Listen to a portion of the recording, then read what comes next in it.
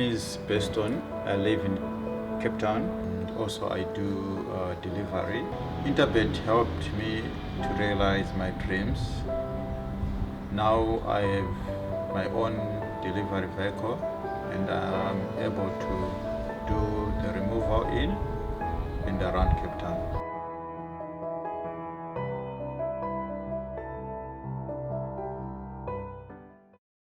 Hollywoodbets Scottsville, Sunday the 4th of December 2022. Looking forward to this meeting. 8 races on the program, and it is the first KZN Juvenile Maiden Plate set to be run over 800 meters, and that will kick off the day's racing at Hollywoodbets Scottsville. That's race number 1, the start of the bipod, and we all know the stable to follow is the Michael Miller stable when it comes to the juveniles.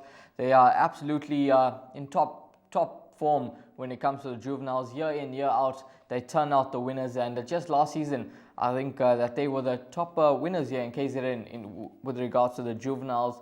And Sereno Modi doesn't always get it right, but this time out he's with the filly taking on the boys, and we'll see how he does go. But before we get into race number 1, we do have an interview for you. That's with Craig Udy and Michael Roberts. Jet Bund, he's showing us some nice work, and he has been to Maritzburg. And hopefully this year, not like the last 2 years, we actually raced at Maritzburg rather than going to Greyville. But he is showing nice work, and Tristan's very happy the way he's going. Yes, both my babies are very quick. They're early types. Look, I mean, I think, I've got to get what I get out of them now, because at the end of the day, these early types, you've got to take advantage, if they show you speed, because, when the big guns come out, you're in trouble. Yes, he's a nice horse, a little bit coltish, but I think he'll prefer 1,000, but he is showing us some nice work at home. Hidden King is showing us some nice pace at home. Also been to Maritzburg. He worked this morning and they were very happy the way he went. So I expect him to run a nice race. He tries hard and he's a nice little horse. No, it's not. There's no. I don't believe there's much between the two of them. Slightly better maybe, but I mean, it depends on greenness and how they come at the pens on the day. I don't sort of bounce them, and so it's all going to depend on greenness. Yes, Sovereign Grant, she's a very, very nice filly, very smart filly. Also seen the course. Sereno chose her. If you've seen Joburg the other day in the open race there, I think there were 2 colts and 9 fillies running. This time of the year, I think the fillies are a little bit more forward than the colts. But she is a nice filly and we're very happy with her. Romance and Rome, yes, I actually had a call from Gail Page at Rosefontein. He's not a big horse, but he's quite smart. He shows a lot of pace, and I think this is the right race for him. I expect him, Donald had second choice, and that's what he chose. So I expect a nice race from him.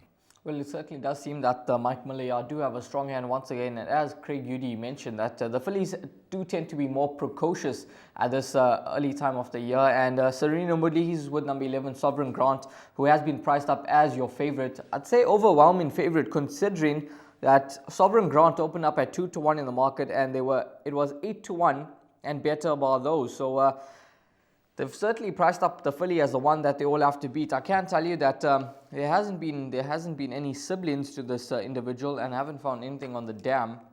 That's Queen of All out of a Jalad mare. So we'll see how this individual does go on debut.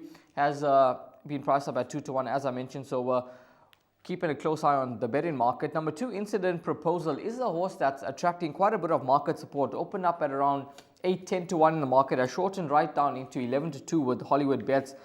But just having a look at his pedigree out of a Requiem mare, that's a Rhythmic Roxy. The dam was a 5-time winner, but winning from 2,000 to 2,450 meters, and is related to horses that have won over 1,400 and 1,600. So I'd be slightly cautious with number 2. I'm not quite sure whether this horse will be could be in the firing line of this 800-meter trip, but it is a juvenile race, and you've got to keep a close eye on these individuals.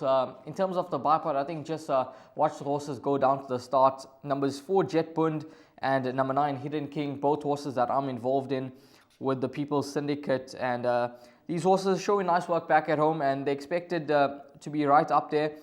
Both horses On pedigree, they will enjoy more ground, but they are showing quite a bit of speed early on in their careers, and they're expected to be nice horses. So keep an eye on those horses, and they are certainly ones that I'll throw into the mix. Romance in Rome, as Craig Udy mentioned, Donald Giertzen did get the second pick there, and he's gone with this individual. So another horse to include into the mix. And the Dam was a one-time winner over the 1,000-meter trip. So it is a tricky start to the bipod, as it is with the juveniles. And just keep a close eye on the betting market and see how the horses go down to the start before making your final assessment for race number 1.